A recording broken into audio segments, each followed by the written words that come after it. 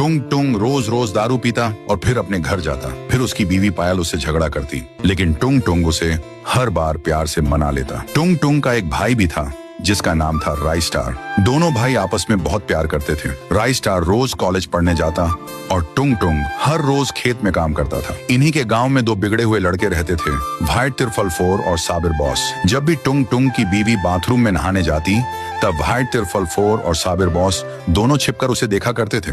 दोनों उसकी खूबसूरती देखकर उसके दीवाने हो चुके थे। एक दिन रोज की तरह राई स्टार कॉलेज गया। शाम को जब वह लौटकर घर आया तो उसे घर पर उसके भैया और भाभी नहीं मिले। उसने उन्हें हर जगह ढूंढा लेकिन वे नहीं मिले। धीरे धीरे 6 महीने बीत गए। एक दिन जब राई स्टार रास्ते से जा रहा था तभी उसे वहाँ साबिर बॉस मिला। उसने कहा, और राई स्टार, तेरे भैया भाभी नहीं मिले? मुझे तो लगता है तेरे भैया भाभी तुझे छोड़कर हमेशा के लिए किसी दूर शहर चले गए हैं। राई स्टार ने कुछ नहीं कहा और अपने घर आ गया। उसी रात जब वह सो रहा था तभी रात के 12 बजे उसे किसी की आवाज सुनाई दी। वह झट से उठा तो उसने देखा कि सामने उसके भैया और भाभी की आत्मा खड़ी थी। उसकी भाभी पायल ने कहा, राई स्टार, हमारे गांव में व्हाइट तिरफल फोर और साबिर बॉस नाम के 2 लड़के रहते हैं। वे बहुत ही गिरे हुए इंसान हैं। जब भी मैं नहाने जाती थी तो वे दोनों मुझे छिपकर देखा करते थे और मेरे बारे में हमेशा गलत नियत रखते थे। एक दिन मैं तुम्हारे भैया को खाना देने खेत की तरफ जा रही थी। रास्ते में मुझे व्हाइट तिरफल फोर और साबिर बॉस मिल गए। उन्होंने कहा, भाभी जी, भैया भूख की वजह से बेहोश हो गए हैं